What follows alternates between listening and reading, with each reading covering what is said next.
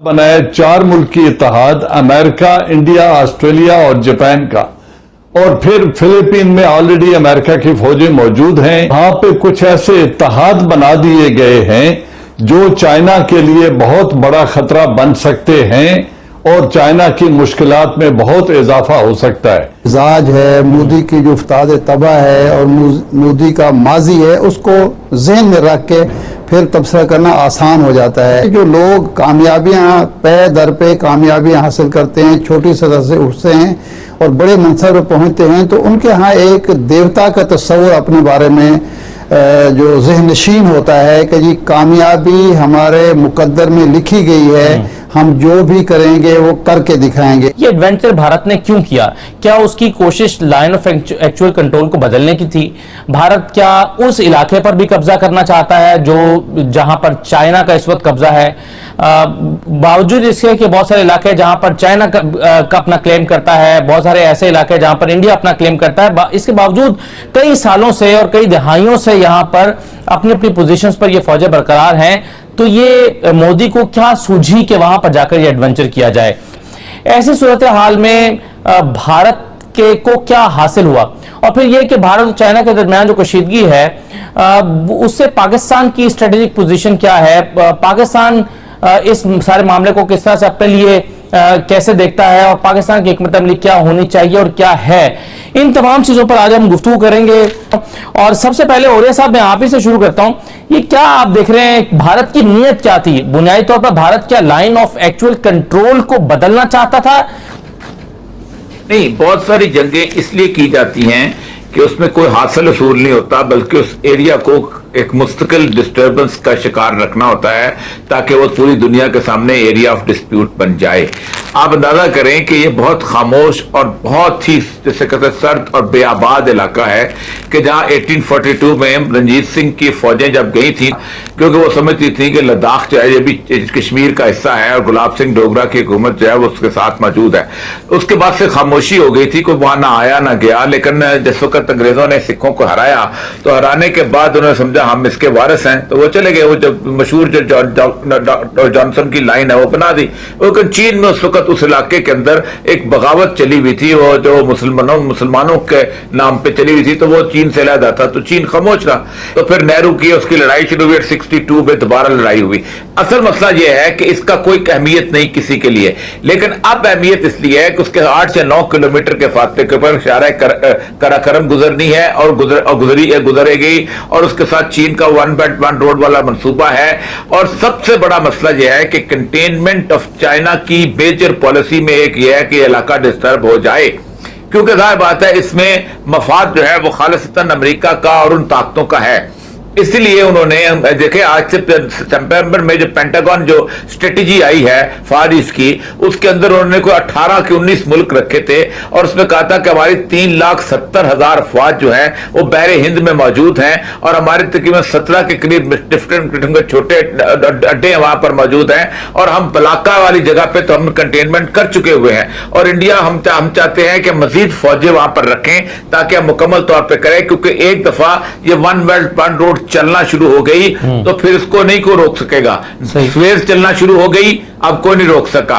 एक दफा इस पे ट्रैफिक चल पड़ी तो मसला हो जाएगा। तो असल मसला यह है कि इस पूरे इलाके को डिस्टर्ब रखा जाए। इसी तरह कश्मीर का इशू भी बिल्टअप होगा।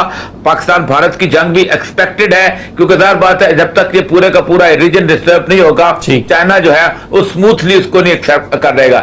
बुनियादी तौर पर यह है ये सारे बातें उस वक्त मटेरियलाइज होती हैं अगर जहां एक पीसफुल किस्म की रोड की मूवमेंट होती है, वरना ये चीन जो है वो अलहदा है, एक सर है, पूरी दुनिया एक धड़ है। ये नेक जो है ये गवादर से लेके गिलगित तक जो है वो एक रोड है। इस नेक को डिस्टर्ब रखा जाए, इस नेक को खराब रखा जाए, इस नेक को काटा जाए तो चीन वापस जो है अपने उसमें आ जाएगा। ये बुनियादी मकसद है। राइट जी, जनरल साहब आपकी क्या राय है?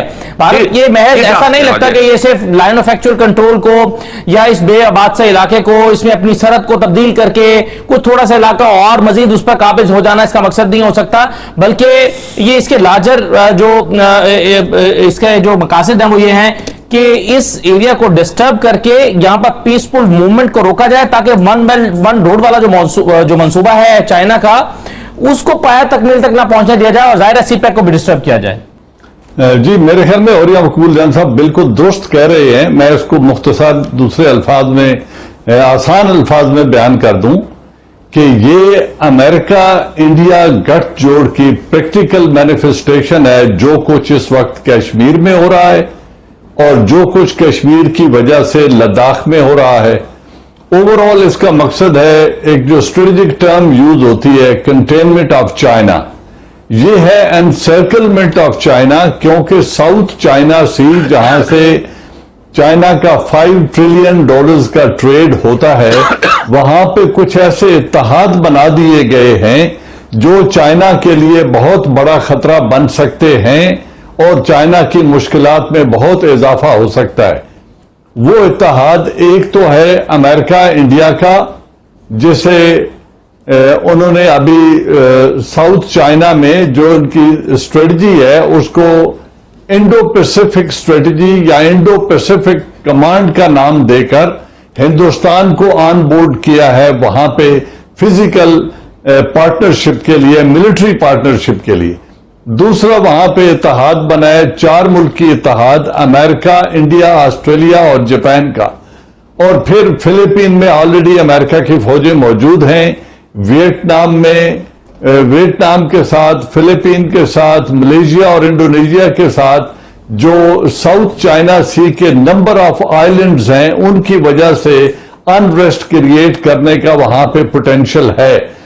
اس چیز کو اوبویٹ کرنے کے لیے، اس سے بچنے کے لیے اور اپنے انٹرنیشنل ٹریڈ کو جاری رکھنے کے لیے چائنا نے اس چیز کو بہت پہلے بھانپ لیا تھا اور انہوں نے بیلٹ اینڈ روڈ انیشیٹو کا آغاز کر دیا تھا. یہ تھا تاکہ وہاں اگر کچھ ہوتا ہے مجھے 1.25 ارب آبادی. جی مجھے سر ایک چھوٹا سا بریک لیں، اپنی بات کو مکمل کر لیجئے گا، لیکن ایک اور سوال جو آپ دونوں کی بات سے میرے ذہن میں پیدا ہو رہا ہے وہ یہ کہ اگر منصوبہ اتنا بڑا تھا، ایک جو بریک پر جانے سے پہلے بات ہو رہی تھی اوریہ صاحب کا اور جنرل اعجاز امان صاحب کا خیال تھا ڈاکٹر صاحبہ کہ یہ بنیادی طور پر بھارت چائنا کے ون بیلٹ ون روڈ کو ڈسٹرب کرنے کے لیے، سی پیک کو متاثر کرنے کے لیے اور اس علاقے میں کشیدگی برقرار رکھنے کے لیے تاکہ انویسٹرز کو اور باقی لوگوں کو ذرا ایک خوف میں مبتلا کیے رکھے، اس کی یہ ایکٹیویٹی تھی بنیادی طور پر جو اس وقت جو کچھ دن پہلے گلوان ویلی میں ہوئی یا لداخ میں جاری ہے.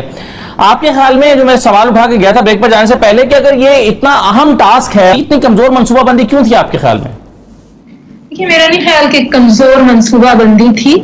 ہوا یہ کہ جب اجیت سنگھ صاحب نے جو رننگ میٹ ہیں مودی کے، انہوں نے on the house of the parliament, on the floor of the parliament جب 5 اگست کا اعلان کیا تھا جس میں انہوں نے یہ کہا تھا کہ آکیپائڈ جو کشمیر ہے وہ پورا حصہ ہے انڈیا کا، اور اس کے ساتھ ساتھ انہوں نے جو دوسری اعلانات کیے تھے اس کے ساتھ ساتھ انہوں نے ایک اور اعلان بھی کیا تھا. انہوں نے کہا تھا جو اکچے کا ریجن ہے وہ بھی انڈیا کا حصہ ہے، اور جو سبسیکوینٹ میپس تھے اس میں وہ اس کو بہت کھل کر دکھانے لگا.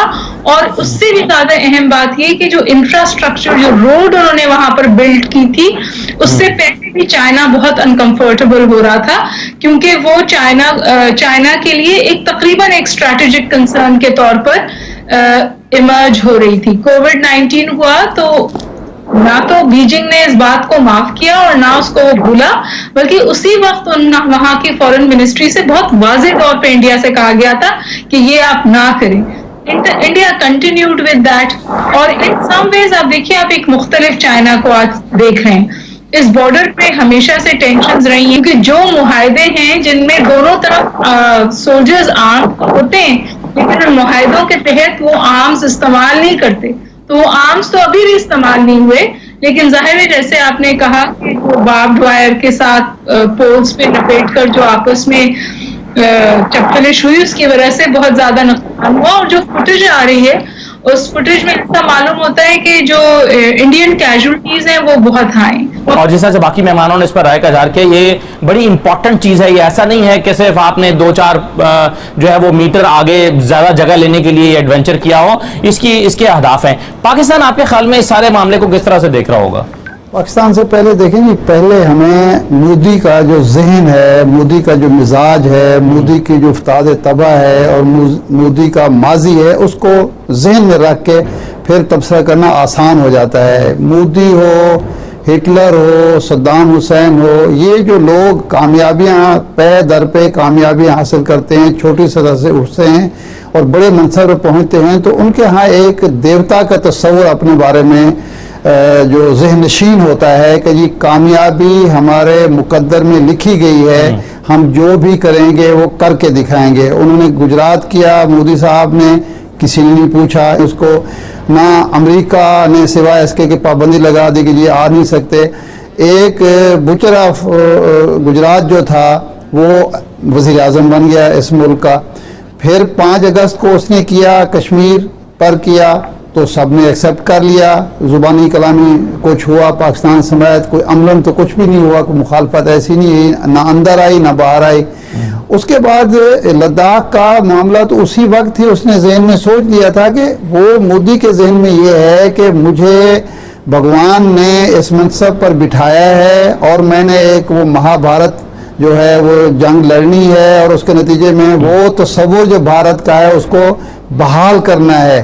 اس کا خیال ہوگا کہ پہلے بھی تو ایک ہوئی تھی نا چھوٹی سی جھڑپ جس میں وہ کچھ بھی نہیں ہوا تھا، اور اس کے علاوہ یہ وہاں جو بیٹھنا چاہتے ہیں اس کا، اولیاء صاحب جس طرح کہہ رہے تھے کہ اس کا جو ہدف ہے وہ ہے سی پیک، ہدف ہے شاہراہ قراقرم۔ اگر وہاں چائنا اپنا تسلط، انڈیا اپنا تسلط قائم کر لیتا ہے، وہاں یہ سڑک مکمل ہو جاتی ہے اور اس کے بعد جا کے فوجیں بیٹھ جاتی ہیں، تو وہ جو بار بار گلگت بلتستان کے حوالے سے بیان دیتا ہے تو وہ ہماری اسٹریٹجک جو ایک ہے انڈیا، چائنا اور پاکستان کے درمیان، اس کے لیے خطرات لاحق ہو سکتے ہیں۔ تو ہوا کیا ہے، 1993 کا ایک معاہدہ تھا چائنا اور ہندوستان کے درمیان، اور وہ معاہدہ تھا سٹیٹس کو کا، کہ جس پوزیشن میں 1962 کے بعد ایکسائچن چائنا کے پاس آ گیا اور انہوں نے کہا یہ ہمارا علاقہ ہے، لیکن پرنسپلی ہندوستان 3 باتیں کہتا آیا ہے، کہہ رہا ہے اور کہتا رہے گا۔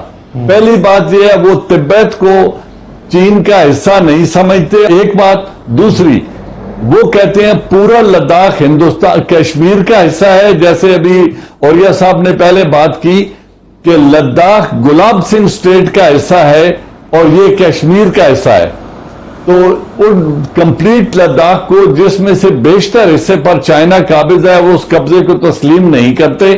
اور جو وہاں پہ گیانگ شو لیک ہے جس کے اوپر ابھی یہ تنازع شروع ہوا، اور گلوان ویلی ہے، اس کو بھی وہ اپنا ایریا سمجھتے